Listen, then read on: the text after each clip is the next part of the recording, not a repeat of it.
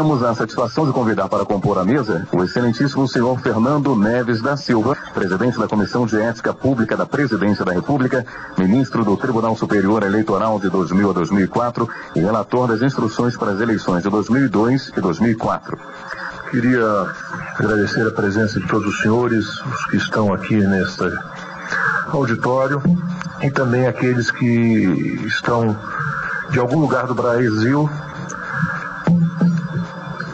assistindo esta troca de ideias, essa troca de experiência, e ao final espero que termine com tantas perplexidades como eu estou hoje em relação à legislação eleitoral que vai ser aplicada nesta eleição. Eu me lembro que quando a professora Vânia me convidou para vir falar aqui na Unileges, com a estrutura do Interleges, nós até resolvemos adiar por umas 2 semanas, tendo em vista a possibilidade, que eu imaginava que iria acontecer em breve, do Tribunal Superior Eleitoral ter definido as regras que vão ser aplicadas às eleições desse ano em razão das últimas alterações.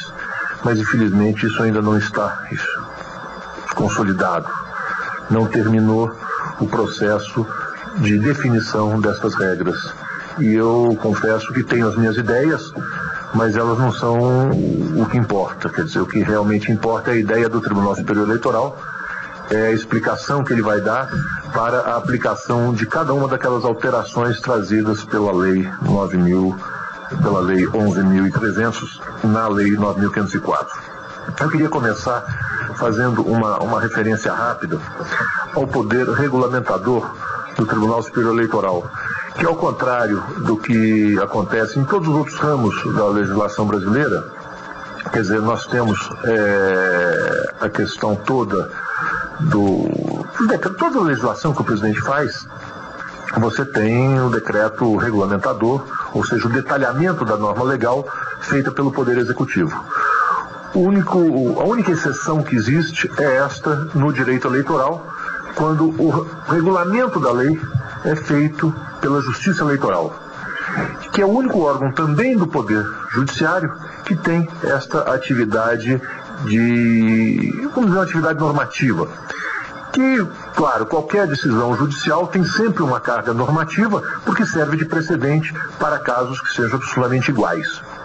Precedente na primeira instância para aquele juiz que vai julgar o mesmo caso, ou no caso dos tribunais superiores, para todos aqueles juízes que vão examinar casos semelhantes. Isso não tem sentido a partir do momento que o Supremo Tribunal Federal, ou o Tribunal Superior Eleitoral, ou o Superior Tribunal de Justiça, o Tribunal Superior do Trabalho, fixarem um entendimento para uma tese de direito, que isto seja decidido de forma contrária, porque só vai atravancar cada vez mais o nosso já tão combalido Poder Judiciário. O importante é que se tenha a definição das teses, a definição das questões, e que aí isso seja adotado em todo o país para agilizar e para conseguir uma prestação jurisdicional efetiva e rápida para a sociedade brasileira.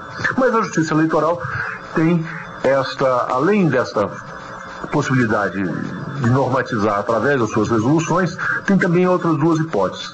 Ao responder às consultas feitas por autoridades com determinada competência, podem se dirigir ao Tribunal Superior Eleitoral e, antes que a fase correspondente comece, quer dizer, vamos dizer, perguntas sobre propaganda eleitoral poderão ser respondidas pela Justiça Eleitoral até o dia 5 de julho, que é o dia em que começa a propaganda eleitoral. Sobre coligações já não é mais possível responder nenhuma pergunta, porque já existem casos concretos. Prestação de contas pode-se responder perguntas até o final da campanha eleitoral, porque é aí então que vai se fazer a prestação de contas. E tem a terceira linha de atuação normativa do Tribunal Superior Eleitoral, que é a mais importante no meu modo de ver, que são as instruções para cada eleição, que o Tribunal tem a obrigação de definir até o dia 5 de março do ano da eleição, considerando a legislação vigente naquele momento. Isto por quê? Porque há uma necessidade de se ter absoluta segurança jurídica na eleição. Então, no mesmo caso que o artigo 16 da Constituição disciplina que a lei que alterar o processo eleitoral ela tem vigência imediata, mas ela só entrará em vigor, ou melhor, ela só poderá ser aplicada às eleições que que ocorram dali a um ano. Isto tem por finalidade garantir a segurança jurídica, para que não haja aquilo que o eminente senador Paulo Otávio colocou aqui com muita propriedade, as alterações constantes na legislação eleitoral, feitas sempre com interesse casuístico, sempre com interesse. Todas essas normas da legislação eleitoral, inclusive aquelas que vêm um ano antes, elas têm sempre um endereço destinado. Nada na justiça eleitoral, na legislação eleitoral, acontece sem ter sido pensado e muito bem pensado. Tem sempre, quando a gente acha isso daqui, alguma coisa, fizeram isso daqui sem pensar, não. Fizeram pensando, fizeram resolvendo, ainda que se possa dar a impressão de que não teve uma maior reflexão. Isto é um entendimento tranquilo que todos os especialistas sempre consideraram, que na justiça eleitoral todas as normas têm um endereço certo. E aí, então, esse artigo 16 da Constituição, que eu acho que um dos grandes responsáveis por isso foi o ministro Sepúlveda Pertence, que levou, quando fez parte da comissão de notáveis, que fez um arcabouço da Constituição de 88, levou essa ideia, e que surgiu até de um bate-papo nosso, dividimos um escritório antigamente, e isso foi colocado como uma necessidade de acabar com aquelas mudanças de última hora no processo eleitoral. Que se hoje elas estão acontecendo um ano antes, elas aconteciam um mês antes. E se a gente for pensar como tese jurídica, elas podem acontecer entre o primeiro e o segundo turno. A função da justiça eleitoral, eu queria deixar isso muito claro no início, no meu modo de ver, não é a principal função da justiça eleitoral, não é a de decidir questões entre candidatos, ou entre o Ministério Público e o candidato. Não é solucionar processo, ao contrário do que é a função de qualquer juiz, de qualquer órgão do Poder Judiciário, que é dirimir o conflito. Eu acho que a Justiça Eleitoral, a sua principal função é evitar o conflito, é impedir que haja tumulto na eleição. Isso, claro, sempre assusta um pouco os advogados, que vão dizer, vamos ter menos trabalho, vamos ter menos causa. Não, não é verdade. Vamos ter muitas causas, vamos ter muito trabalho, mas o importante é que a gente saiba como orientar o nosso cliente, como agir, e que, principalmente, os principais atores do processo eleitoral, que são os candidatos e que são os partidos políticos. Os juízes não são os principais atores e não devem tentar se transformar nos principais atores, não devem trazer para si a atenção da sociedade, a atenção da mídia. A atenção deve ser dos candidatos, dos partidos políticos, eles é que são os importantes no processo eleitoral. E eles têm que saber como agir.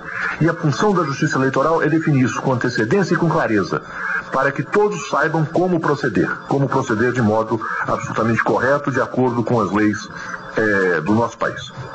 A Lei 11.300, que é exatamente esta alteração que surgiu no processo eleitoral, é que talvez seja o ponto principal do nosso bate-papo aqui, para tratar do que se alterou. E eu confesso que, embora o Tribunal Superior Eleitoral tenha determinado sua aplicação imediata numa série de pontos, eu respeitosamente divirjo e acho que ela interferiu no processo eleitoral em alguns pontos e, não, portanto, não poderia ser aplicada às eleições deste ano. Eu tenho